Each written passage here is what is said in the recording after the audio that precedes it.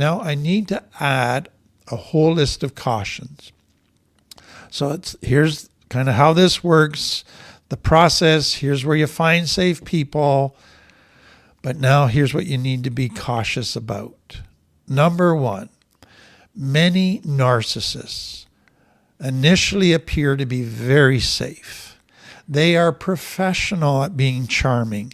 They are professional groomers. They are professional at using the love languages for their own selfish ends. They can do all the right loving actions for the wrong motives. So they can appear so safe, so loving, but they're not. They're dangerous.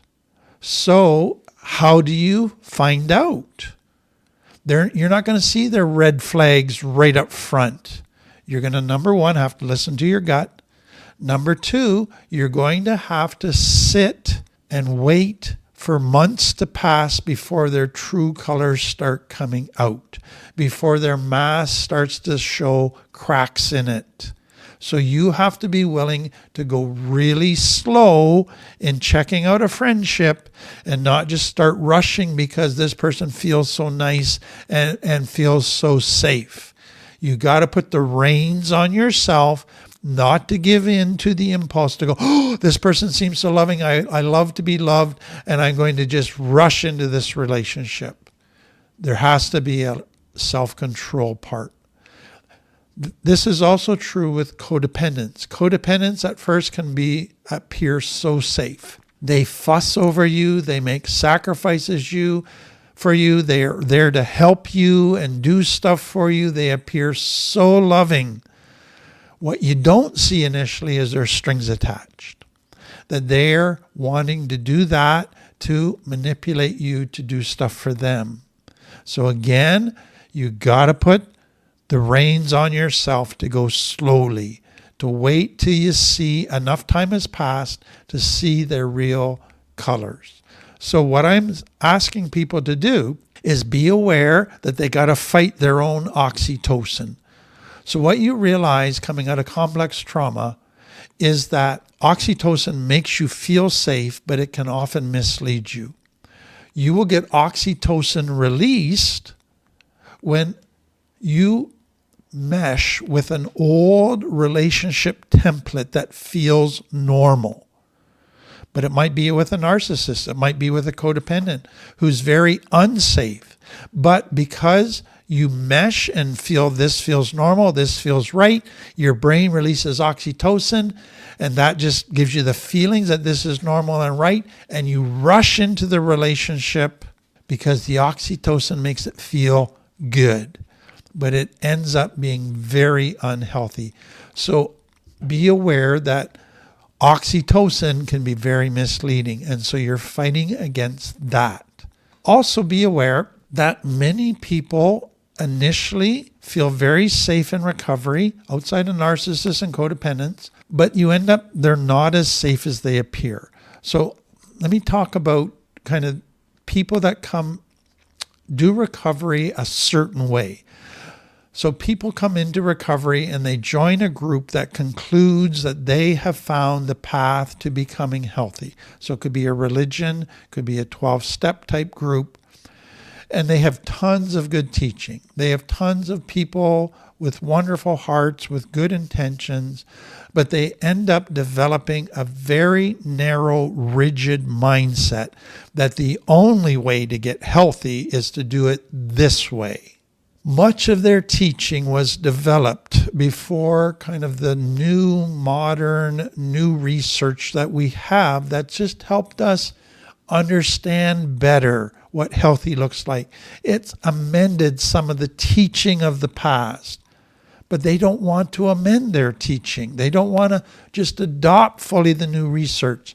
It's like a child who goes to grade 1 and they get so many answers in life, so much help in life, that they conclude that they need to stay in grade 1 forever, and that grade 1 is the only solution to life, and everybody needs to just do grade 1 and stay in grade 1 with them. To them, to go on to grade 2 would be to be disloyal to grade 1, would be to adopt stuff that is wrong for them because it goes against what their rigid thinking from grade 1. To go on to grade 3, grade 4, grade 5, they just can't go there. They're going to stay in grade 1 and try to pressure everybody else to stay there. And so these groups, for many people, to me, they are grade 1. They've helped people get clean and sober and get on the road to recovery. But they're grade 1. We've developed beyond that. We've understood beyond that. There's more information now.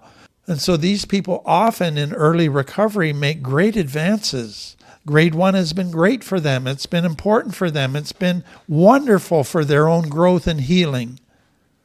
But to stay there, then they begin to stall. They stop growing in much of their life.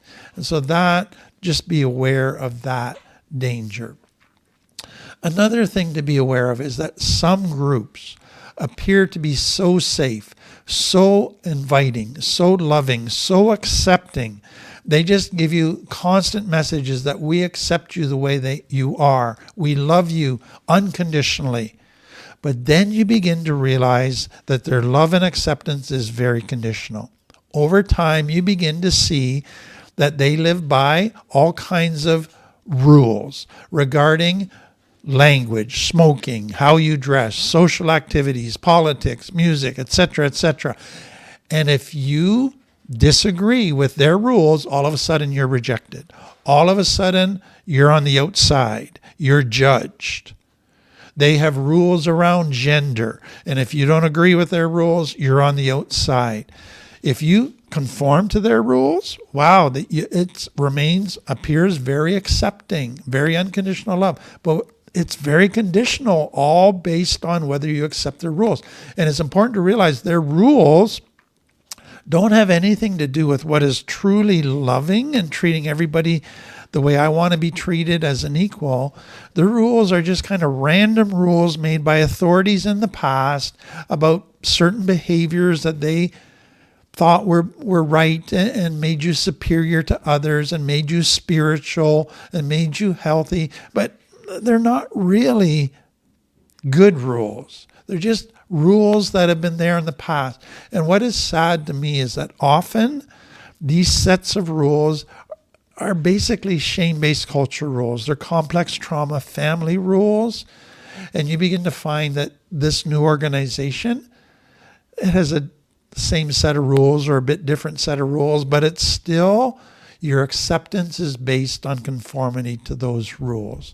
Next thing is be so aware of falling into romantic relationships. This is where I see so many people go wrong. They go to places where there's safe people. They find safe people, but it's somebody that they fall in love with. And before you know it, they're in an intimate relationship.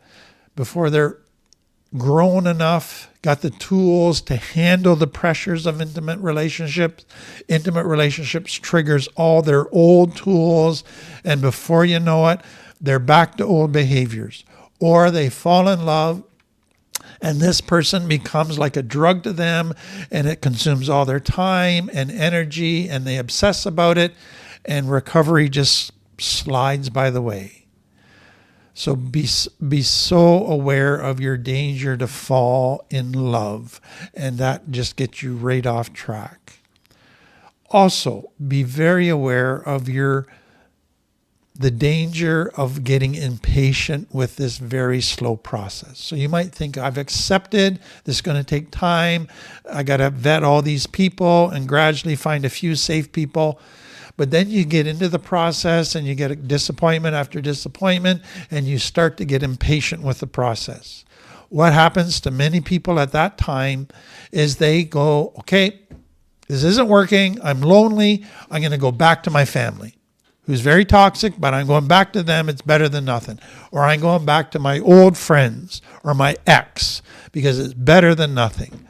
I need some love. And they just completely undo all their growth. They go back to unsafe environments and go back to survival tools, and it just does so much damage. So remember that to complete this process of finding safe people, means that you will have times you have to sit in loneliness and very uncomfortable emotions. So what I tell people is part of learning to find safe people and connecting with safe people, you have to begin by learning to connect with yourself. You can't connect with others if you can't connect with yourself. And so the starting point is connecting with yourself. So begin to learn to be present to yourself, to learn about what am I feeling, to learn to check in with your inner child if that works for you, to really pay attention to what your body is feeling, what emotions you're feeling, to learn to be your own friend. That is such an important part of this. Now, there's one other thing to be aware of. A lot of people join groups and they find one area where they really connect with somebody. It could be about trauma. We had the same trauma. We had the same childhood. And they go deep and they open up and there's lots of raw emotions that come out. And they feel so close to that person. Somebody else gets me. Somebody else has been there. But what I want you to understand is you have intimacy around one area. You don't have knowledge of any of their other areas of life. You don't have connection in any other areas, just that one area. So be aware of these strong feelings of intimacy that come from only connection in one area. True intimacy, deepening intimacy is growing connection in multiple areas. That is so important to understand. And I don't know if a person's truly safe until I've checked out multiple areas of connection with them. So I hope this helps you begin to understand this process of finding safe people, what it's involved, what I have to accept in the process.